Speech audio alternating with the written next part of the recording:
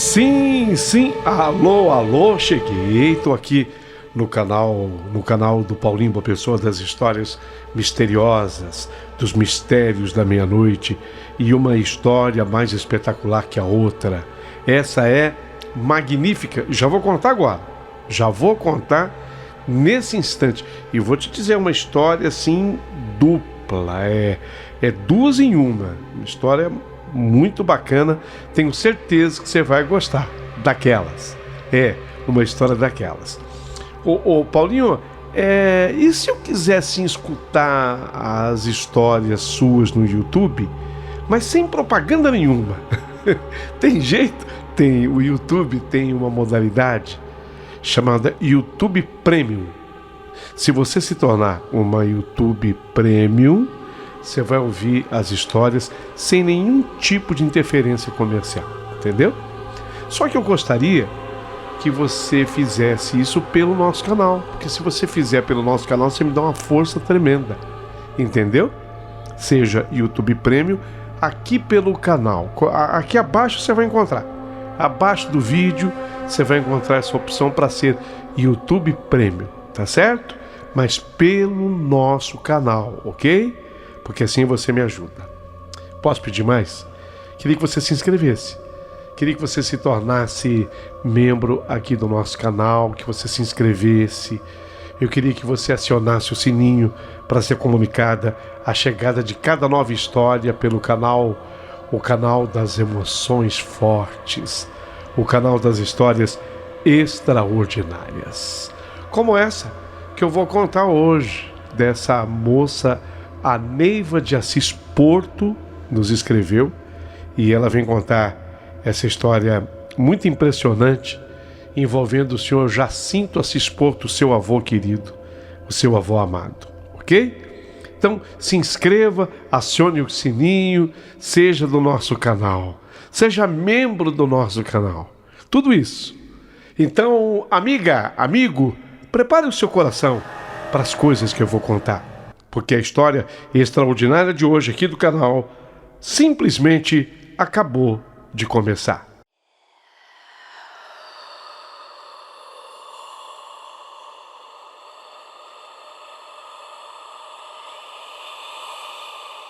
Mistérios da meia-noite.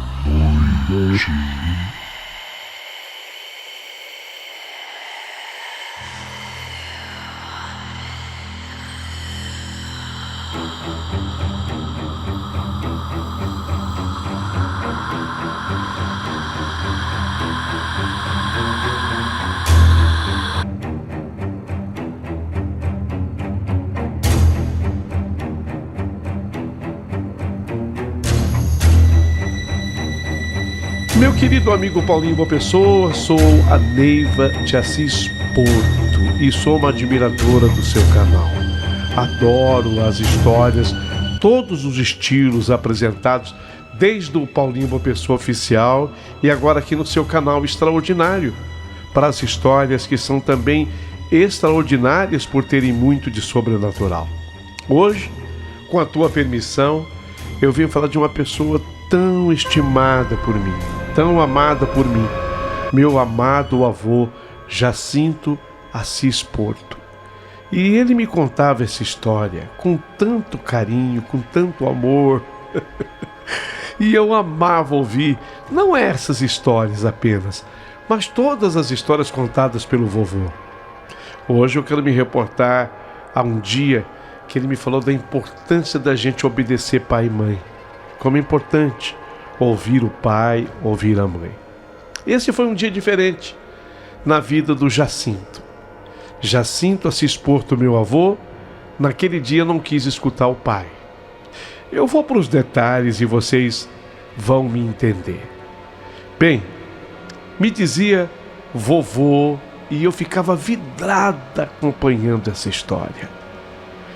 Ele dizia assim: ô Neiva, minha neta amada, eu hoje quero contar para você a importância de se obedecer pai e mãe. Só que naquele dia, e eu me lembro, era um sábado e feriado. Porque sábado naquele tempo, minha filha, Aqueles sábados de antigamente a gente trabalhava. Então naquele sábado ninguém foi trabalhar porque era dia santo, e dia de todos os santos, era dia 1º de novembro do ano de 1960. Já faz tempo. Eu era um rapazote que amava, naquele tempo eu amava caçar. Hoje em dia, se a gente fala assim, as pessoas, elas viram o nariz, elas nos olham assim com uma certa piedade dos animais, mas naquele ano de 1960, a caça, especialmente para quem morava no sertão como eu, era liberada. Eu vou te dizer uma coisa, a caça fazia parte do meio de vida do povo. A gente não podia viver sem a caça. De vez em quando, meu pai saía com os demais amigos dele para caçar e voltava com muita coisa para casa. Agora, tinha uma coisa, e isso é importante que eu diga: tudo que se trazia da caça era aproveitado. Ninguém matava bicho por esporte, não. Sim, se matava com o objetivo único da panelada, de comer. E assim era, sabe? Naquele tempo era normal que tal coisa acontecesse. E comigo, eu rapazote, imagine, eu tinha naquele momento meus 17 anos, eu estava assim me formando, eu me considerava um exímio de um caçador. Eu tinha lá uns cachorros bons, e não apenas o cachorro. Bom, eu cacei muito tempo quando eu era menino, com arapuca, com estilingue, aquelas coisas todas que o moleque usa. Mas já com 17, meu pai tinha me ensinado a atirar. E eu havia me tornado um exímio de um atirador. Eu era bom no que eu fazia. E a minha mãe... minha mãe, Dona Elza, minha mãe, ela dizia que amava quando eu ia caçar com meu pai, porque eu trazia bicho bom, bicho grande, bicho que rendia panelão. Então minha mãe acabava sendo minha incentivadora.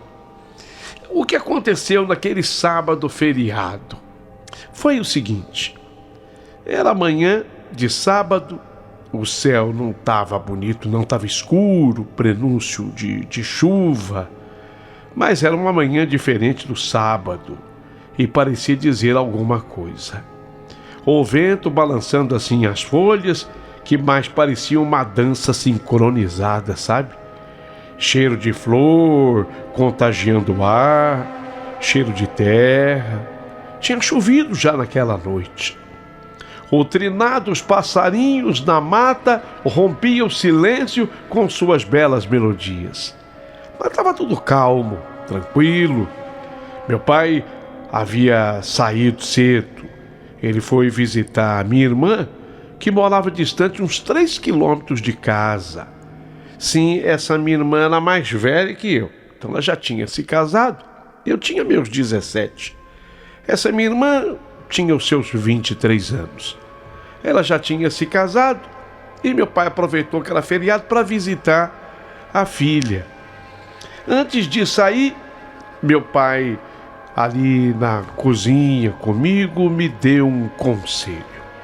Me chamou e disse: Jacinto, aquele jeito dele: Jacinto, eu quero conversar, mas tu é o seguinte, filho, presta atenção no que o pai vai te dizer. Hoje é dia santo, e não é um dia qualquer não, porque hoje é dia de todos os santos, é 1º de novembro. Então presta atenção, você não vai mexer com coisa perigosa hoje. Hoje não é dia de pegar foice, de pegar machado. As minhas enxadas então estão todas afiadas, que estão parecendo navalha. Não pega nada disso. Nenhum objeto pontiagudo, nenhum objeto cortante.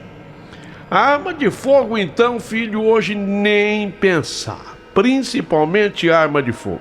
Nem pensar. Bem, eu estava ouvindo o que meu pai estava dizendo, porque ele sabia que eu era que eu era exímio atirador, aquele recado era especialmente nesse sentido. Mas sempre eu gostei demais disso, sabe? De caçar, de pescar, de procurar as frutas silvestres pela mata e algo mais. E aí, amanhã do sábado, ela estava modorrenta dentro de casa. Muito modorrenta. Eu não sabia ficar ocioso, habituado com a luta, a lida na roça. Aquele dia não tinha trabalho. Eu comecei a coçar a minha cabeça e me sentindo assim inútil, sem nada o que fazer. Nada que eu pensava dava certo para fazer sozinho, como eu estava. E eu acabei sendo vencido pela tentação da caça. Ah, meu Deus do céu, hoje está um dia bom para caçar, que está tudo quietinho.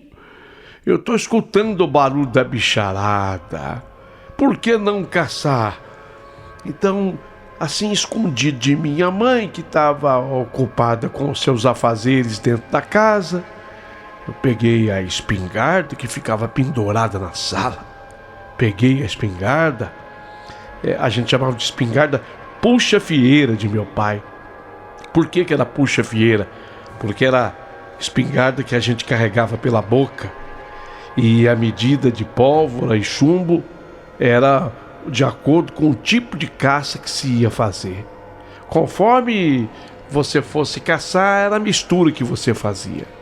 Para codorna, inhambu, tinham muitos mais nas baiadas perto de casa, onde eu morava, do que pudesse ter no mundo afora.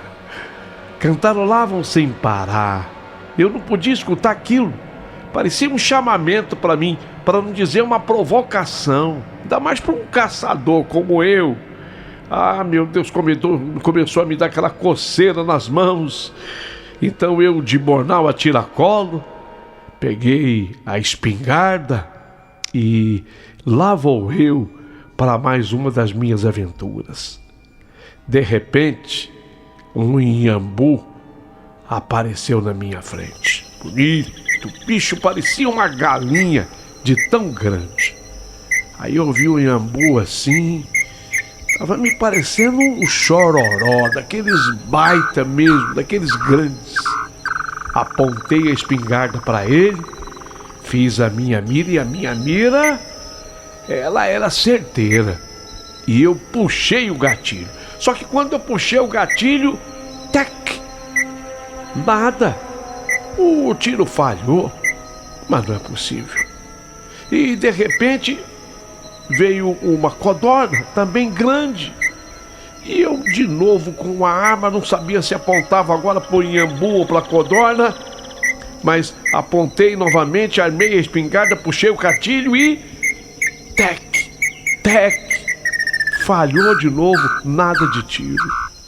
Não disparava, parecia até que era de propósito. E lá se ia a caça diante dos meus olhos, os meus olhos de reprovação, uma vez que eu era bom em tiro, hein?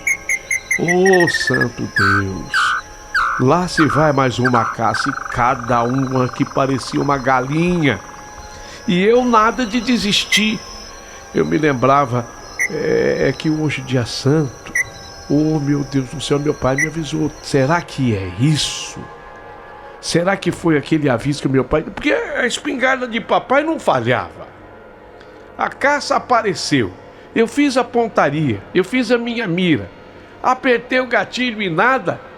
Eu pensei comigo, será que é porque é dia santo conforme avisou o meu pai?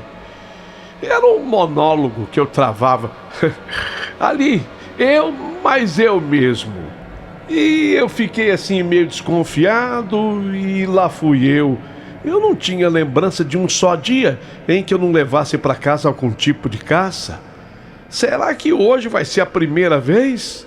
A minha mãe sempre aguardava na certeza de alguma coisa que eu levaria para casa. E ela caprichava, minha mãe era muito boa no preparo dessas aves principalmente. Caprichava quando eu levava um coelho, uma preá, um tatu. Gente, eu tô falando daquele tempo, tá? Então eu não queria decepcionar a minha mãe, mas o pior ainda estava por vir. Pouco adiante de onde eu estava, havia uma passagem, vamos chamar de travessia, por um pequeno riacho que dava acesso à casa de minha irmã, que era justamente onde meu pai estava. Eu pensei, bom, eu também vou até a casa de minha irmã, mas obviamente que eu não vou poder levar a espingarda, porque meu pai avisou que eu não caçasse. Então eu pensei comigo, eu vou esconder a espingarda numa moita antes de eu chegar na casa de minha irmã. Meu pai estava lá e com certeza, se eu aparecesse com a espingarda, eu teria que dar muita explicação para ele sobre a minha desobediência. Tudo tinha que ser ao pé da letra conforme pedir a papai. Se é dia santo, é perigoso mexer com essas coisas e pronto. Estava dito e tinha que ser obedecido exatamente assim, não podia desobedecer. E não era o que eu tinha feito, né? Até a minha irmã ficaria contra mim com certeza. Então, como chegar com a cara de desconfiado? Mas não hesitei em seguir até a casa de minha irmã. Eu já estava com fome essa hora e eu sabia que por lá ia ter um bom almoço naquele dia, com aquele franguinho gostoso, arroz, feijão, salada de almeirão, tomate, aquelas coisas que só na roça a gente tem. Afinal, meu pai estava por lá, meu pai era visita. E tinha muita coisa, inclusive para mim também. E assim eu segui o meu destino. E nessa travessia, nesse riacho, havia uma árvore caída atravessando o riacho de um lado a outro. E sobre o caule era um tronco assim grosso, grande, tinha que ser, né? Porque aquilo estava servindo como uma ponte, uma pinguela, que te levava de uma margem do riacho a outra. E sobre o caule havia assim muitos brotos, como se fossem pequenos arbustos. Aí eu desci o barranco e resolvi olhar para aquela árvore caída em forma de pinguela. E qual não foi a minha surpresa quando eu olhei por entre os arbustos, eu vi 2 olhos na cor de fogo. E aqueles 2 olhos, eles olhavam para mim sem nem piscar. Olhei um pouco para trás e vi um corpo cheio de pintas pretas e amarelas. E aí um enorme rabo peludo. Meu Deus do céu, tá parecendo uma onça. Mas não era uma onça qualquer, não. Era uma baita, uma bitela de uma onça, como a gente falava na roça. Senti as pernas enfraquecidas, os cabelos ficaram eriçados, parecia espinho de ouriço.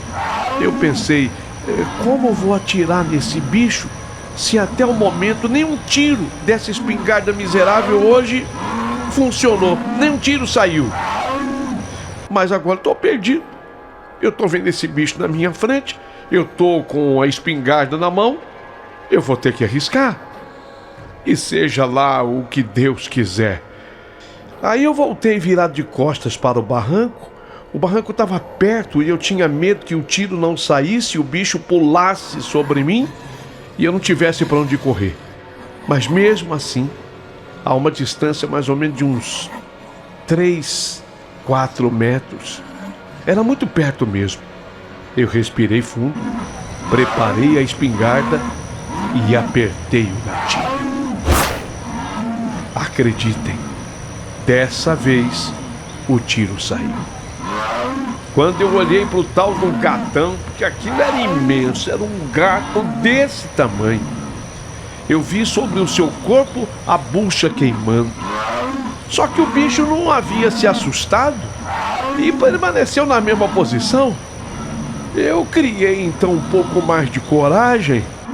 Agora eu vou carregar com chumbo grosso Eu acabei falando comigo mesmo, e eu vou arrebentar seus miolos, seu bicho danado. E sem me descuidar daquele gatão, porque eu ainda sentia muito medo, eu coloquei uma bela carga de pólvora, bati bem a bucha, coloquei chumbo grosso, apenas encostei a bucha e, sem desviar o olhar daquele gatão, eu engatilhei para colocar a espoleta ainda olhando para o animal e ele também olhando para mim, tudo do mesmo jeito. Quando eu engatilhei para efetuar o disparo, foi uma surpresa ainda maior. Misteriosamente, já não havia mais gato nenhum sobre a árvore. Já não havia mais bicho. Já não tinha mais a onça. Desapareceu da minha frente num piscar de olhos. Os cabelos voltaram a arrepiar, e dessa vez mais fortemente devido ao estado de choque em que eu fiquei. Sobre os arbustos, não tinha mais o gato, apenas a bucha ainda queimando. Para onde foi o bicho? Porque não tinha como ele fugir sem ser percebido, e ele era grande demais, porque embaixo era água. Dos lados, a margem do riacho era capim seco. Não tinha como deixar aquele lugar sem deixar vestígio. Mas o certo era que, misteriosamente, o bicho havia sumido. E qual a explicação? Qual a explicação, meu Deus do céu? Eu fiquei com tanto medo que eu não fui capaz mais de atravessar sobre aquele tronco de árvore. Quer dizer, eu não pude passar para o lado que ficava a casa de minha irmã. Decepcionado, eu voltei para casa. A minha mãe tinha ficado em casa. Quando eu cheguei, ela percebeu algo errado, porque eu estava com os olhos arregalados. Só que eu não contei nada para minha mãe, não. Se bem que você sabe como é que é. A fome permaneceu. A minha mãe tinha lá sua comida em casa, graças a Deus sempre teve fartura. Me serviu o que havia para ser comido. Mas eu não fiquei satisfeito. Depois do almoço, deitei numa rede que a gente tinha e, de repente, deitado na rede, eu fui observando que aquele era um dia perfeito de caça. Meu Deus do céu, um dia perfeito para caçar, porque a tarde foi avançando e assim, ao cair da tarde, tudo parecia inerte. Meu pai não tinha voltado ainda da casa de minha irmã. Já não soprava mais aquela brisa suave da manhã. O céu, carrancudo, anunciava que no final do dia viria chuva. Parece que mudança climática influi no comportamento dos bichos, dos animais. Da minha casa, que ficava a uns 300 metros da mata, eu ouvia o burburinho das aves, animais fazendo festa, e aquilo mexia comigo. Era uma coisa provocante para um caçador inato como eu. Jacutingas que voavam de árvore em árvore, de galho em galho. Na beira da mata, jurutis, inhambu-guaçu, chororós, completavam o alarido da festa com as suas belas cantorias, se é que eu posso assim dizer. De minha casa, eu ouvia toda aquela algazarra, como sustentar a ansiedade. Aí eu me lembrei do que aconteceu pela manhã. Oh, santo Deus, e o bicho que eu vi lá no tronco para atravessar o riacho para a casa de minha irmã. Aquilo foi horroroso, aquilo foi horrível. Senti até remorso. Na minha imaginação não faltavam interrogações. Mas, afinal de contas, eu pensei comigo, quem inventou essa história de não poder caçar em dias santos? Era mesmo um dia santo? Ou era um dia como outro qualquer? Quando eu vou esquecer tudo isso? Onde eu vou poder caçar sem receio? Como aquele bicho havia aparecido para mim, meu Deus do céu? Por que antes eu não consegui disparar só um tiro e na hora do gato a espingarda não falhou? Por quê? Estava eu entrando na fase assim... Eu não era ainda mais adolescente, se bem que eu tinha 17 anos, mas eu também não era adulto. Sabe, a fase dos 17 anos é uma fase mais difícil, né? Você nem é adolescente e nem é adulto, mas eu era um bicho teimoso, nariz empinado mesmo. Eu era marrudo. Com 17 anos, eu era turrão, eu achava que eu sabia tudo. E que eu sabia muito mais do que meu pai, do que minha mãe juntos. Eu não tinha medo de nada. Então, eu pensei comigo, fim da tarde do dia 1º de novembro, quer saber de uma coisa? Eu vou completar o que eu não fiz pela manhã. Estão restando poucas horas para o dia dar lugar à noite. Aí sim, meu pai chega e não vou poder caçar mesmo. Tomado de uma impetuosa ansiedade, eu tomei dessa vez alguns cuidados. E foi aí que, tomado da minha impetuosa ansiedade, eu tomei alguns cuidados desta vez, mas eu resolvi passar a mão na espingarda e falei, nem que seja um bichinho, mas nem que seja um bichinho, dessa vez eu trago para casa. Além da espingarda, com fechos de molas já engraxados, muita munição, levei também um facão, que eu não sou besta, e desta vez o meu cachorro bom de caça, chamado de Javali. Javali! Javali! Bom, agora sim. Agora eu tô prevenido, como a gente falava. Tô com a espingarda, tô com o facão, com muita munição, e tô com o javali. E lá vou eu. Parecia mesmo não acreditar que iria se repetir tudo o que já havia acontecido comigo pela manhã. Não, eu não acreditava. Era impossível. O que aconteceu foi apenas uma coincidência. Animado devido ao alvoroço da bicharada na mata, segui minha aventura acreditando piamente que dessa vez não ia ter decepção. Então eu cheguei à beira da mata, o meu javali, meu cachorro, ali perto.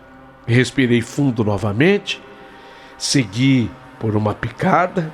Picada é um caminho cortado no meio da mata. Aquilo é ladeado por mata de um lado e do outro. Mas tinha algumas clareiras onde se podia andar tranquilamente, e com um apito que eu tinha, que era para atrair o inhambu, o meu apito, ele imitava o inhambu. Era mais ou menos assim que eu apitava.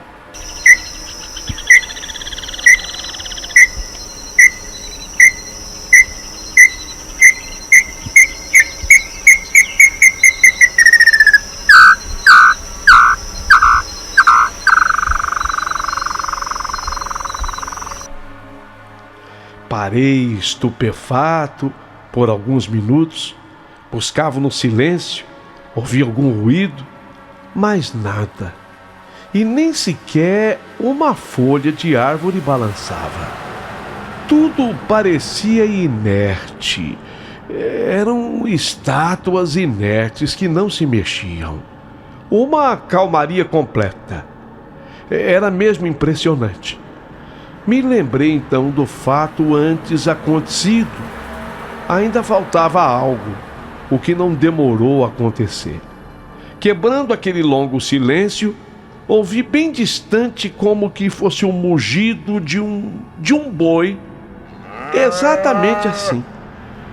Escutei, para mim era um mugido de um boi. Tudo bem, boi, eu estava habituado com isso. De outro lado da mata, era a fazenda de um senhor chamado Seu Gonçalves. Era um forte criador de gado ali da região. O homem tinha muitas cabeças. Seriam com certeza animais dele que estavam mugindo. Só podia ser. Ele tinha muito gado da raça Nelore naquele tempo.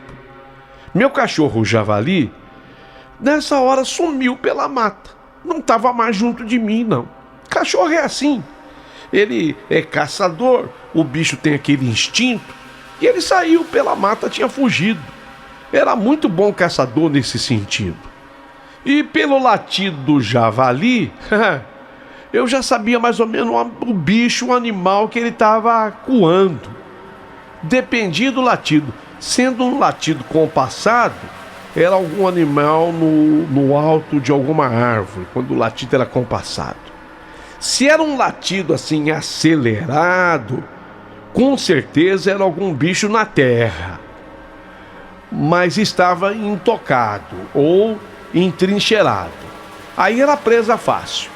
Só que até o momento não escutei nenhum latido do javali. Nada. Segui um pouco mais à frente, mais um pouco e um pouquinho mais, e parei novamente já meio desconfiado. Será que tudo que aconteceu comigo pela manhã vai se repetir de tarde? Mas a teimosia, eu 17 anos, vocês imaginem, metido a machão, o sabichão, o que sabia tudo, eu não queria desistir. Afinal, eu não tinha conseguido nada até então. E eu estava com a vontade de levar uma caça boa para casa. Um tatuzinho em galinha, qualquer coisa do gênero. Olha, não importava para mim mais o tipo nem o tamanho. Eu queria levar alguma coisa para minha mãe fazer para o jantar. E de repente, mais um barulho. Outra vez.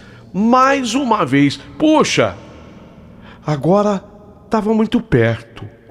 De repente era um urro o que eu escutava. Um urro diferente. Dava a impressão de ser algum animal engasgado, sabe? Se enforcando, sei lá o que era. Senti um leve arrepio. Eu fiquei assim, estupefato, assustado. Aquilo era algo estranho. Mas teimoso como eu sou, birrento como eu sou, eu parei, olhei para todos os lados querendo descobrir. O silêncio tomava conta daquele ambiente.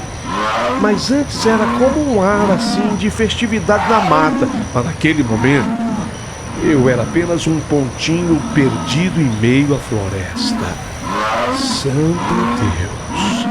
Santo Deus, o que é isso? Um urro esquisito ecoou pela mata. Só que agora bem perto de mim. Só que era no alto das árvores. Não era no chão.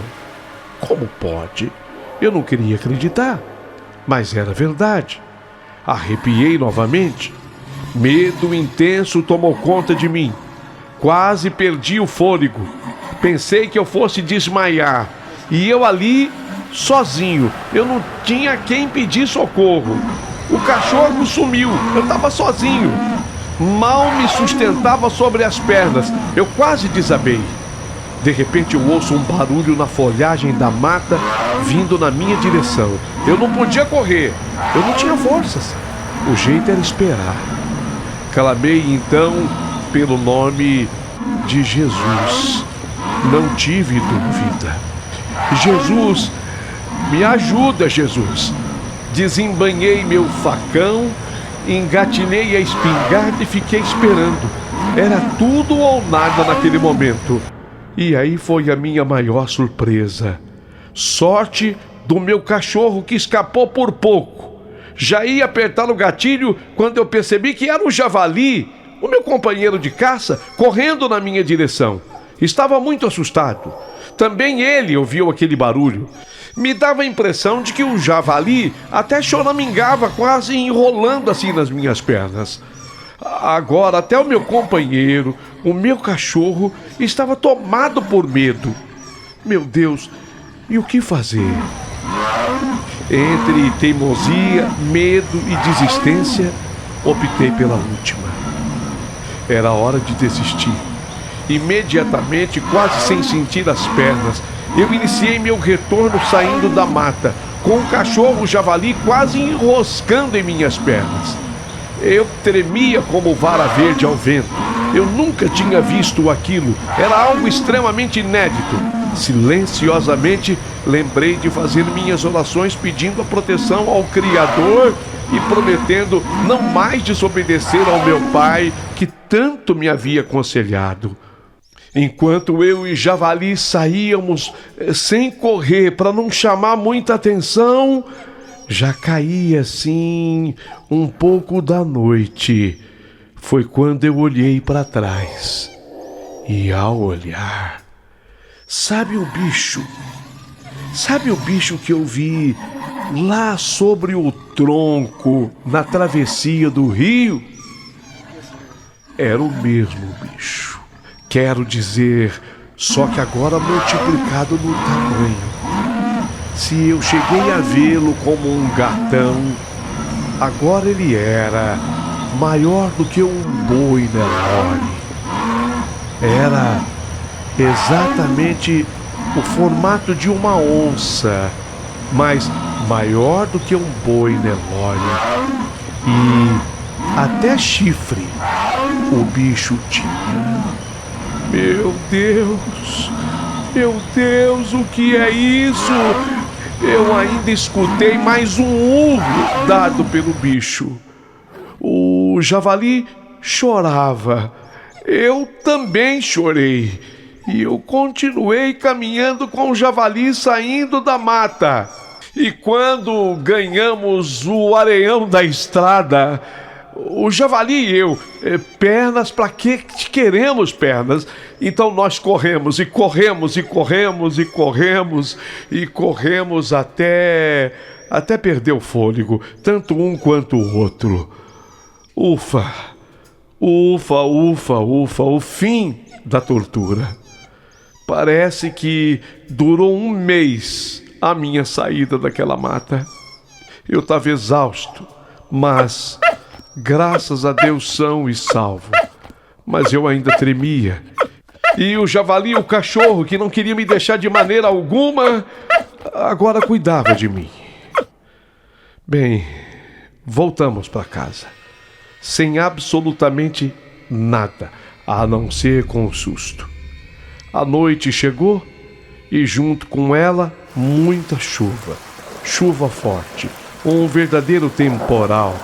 Temporal com relâmpago, com trovão, tudo muito assustador, ventania, granizo. Parecia que tudo era para chamar a minha atenção. Mas não durou muito tempo. Eu recebia mais uma advertência. Já estava em casa na companhia de meus pais. Meu pai tinha voltado. Minha mãe em casa. Não vou descrever aqui o belo sermão que eu recebi de meu pai, porque aí não teve como esconder. Ele me viu chegar com o cachorro, o javali e com a espingarda na mão. Eu merecia escutar tudo que meu pai me disse naquele dia. Eu precisava, porque eu andava muito rebelde. Com 17 anos, eu cheguei no auge da minha rebeldia. Eu só coloquei uma água para esquentar no fogão a lenha, joguei com a caneca sobre o meu corpo depois. A minha mãe me passou aquela toalha que ela mesma fazia, com um saco que tinha sido de farinha, e aí eu fui repousar. Estava muito cansado. Tudo silenciou. Mas mal adormeci, vieram os pesadelos, gritos. Me joguei da cama, fui parar no chão. Acabei esfolando o joelho, o nariz, eu também machuquei, inclusive saiu sangue do meu nariz. Agora eu tinha de novo os olhos arregalados. E acordei com meu pai agarrado em mim.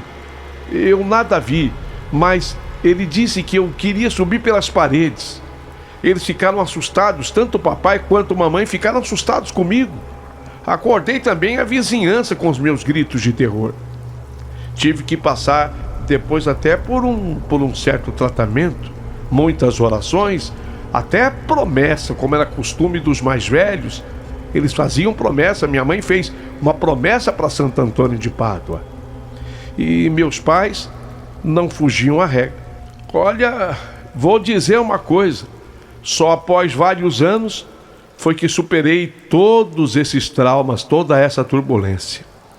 Hoje, que eu vivo das minhas recordações desse triste episódio, ficou comigo a lição, sabe, minha neta Neiva? Eu em dia santo, eu não faço nada. Aprendi com meu velho pai. E divido esse ensinamento hoje com os meus filhos, com você, Neiva, com todos os meus netos. Eu procuro mostrar a todos que a desobediência tem também o seu preço, e eu paguei alto por esse preço. Às vezes eu penso comigo, sabe, Neiva, que talvez nem tenha sido porque eu tentei caçar num dia santo. Talvez tenha sido porque eu desobedeci a ordem do meu pai. Eu acho que é isso. Eu sei, Neiva. Eu sei que você está me perguntando o que eu desconfio, que bicho era esse que eu vi. Sinceramente, eu não tenho uma explicação, não. Mas com certeza, aquele bicho, do tamanho que eu vi, primeiro eu vi lá no tronco, sobre o riacho. Era de um tamanho, já era grande, mas tinha o tamanho de uma onça. Mas quando eu vi o mesmo bicho na mata perto da minha casa, maior do que um boi, eu tive certeza absoluta que coisa boa ele não era. Aquilo só poderia ser um trem ruim, mas muito ruim mesmo, sabe? Meu amigo Paulinho Boa Pessoa, sou eu, a Neiva. Eu procurei reproduzir aqui a história que conta o meu avô a respeito do dia que ele tentou caçar. Era, segundo ele, 1º de novembro de 1960, quando ele tinha, à época, os seus 17 anos de idade. Hoje, felizmente, meu amado vô, Jacinto Assis Porto, está vivo, bem de saúde, com os seus 82 anos de idade. Ele me autorizou eu escrever para você e juntos, eu e ele, estamos agora, com certeza, ouvindo a sua narração. E desde já, vovô pede autorização para voltar outras vezes. Ele quer contar agora sobre a Casa Assombrada. Paulinho, essa história é muito forte. Se vocês disserem que querem saber os detalhes, eu volto para contar sobre a Casa Assombrada. Né, vô?